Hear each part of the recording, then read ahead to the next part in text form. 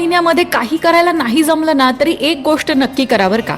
कोणती आहे ती गोष्ट सांगते ऐका.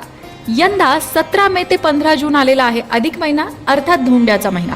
आणि या अधिक महिन्यामध्ये अनेक वेगवेगळ्या प्रकारचे व्रतवैकल्य, उपवास, त्याचबरोबर स्तोत्रमंत्रांचं पठण या गोष्टी केल्या जातात. पण तुम्हाला फार काही करायला जमणार नसेल तर एक गोष्ट आहे जी तुम्ही करू शकता. ती म्हणजे अधिक महिन्यामध्ये भगवद्गीतेच्या 15व्या अध्यायाचं पठण करणं. आणि जर म्हणता येत नसेल तर कमीत कमी श्रवण तरी नक्कीच करू शकता, अर्थात ऐकू शकता.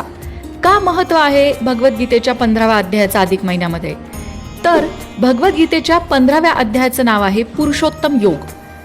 आणि मुळात अधिक महिनाच पुरुषोत्तम मास म्हणून ओळखला जातो, अर्थात तो भगवान श्रीहरी विष्णूंना समर्पित असतो. भगवद्गीतेचा 15वा अध्याय हा भगवद्गीतेचा अर्क मानला जातो. म्हणून अधिक महिन्यात रोज 15व्या अध्यायाचं वाचन किंवा श्रवण करावं. त्याचबरोबर या गोष्टीने पितृदोष निवारणही होतं आणि